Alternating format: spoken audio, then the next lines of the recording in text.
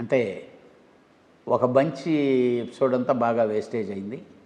తర్వాత డైరెక్టర్ గారు బాగా సహకరించారు, హీరో గారు సహకరించారు, అందరూ బాగా సహకరించి అంత కష్టపడి వీటన్నిటికంటే మించి నేనైతే థ్యాంక్స్ చెప్పుకోవాల్సింది నమ్రత గారికి.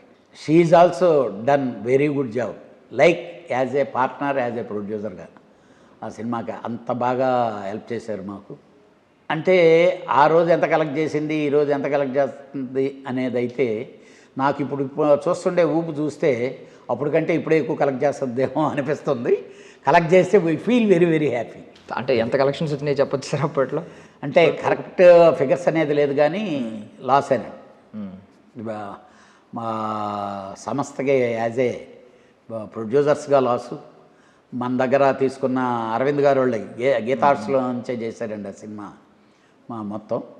వాళ్ళకు కూడా నష్టపోయారు. బట్ ఈరోజు మాత్రం అందరం మాత్రం దాన్ని అరే భలే మిస్ అయ్యామే అప్పుడు అని చెప్పి మాత్రం ఎంజాయ్ చేస్తాం.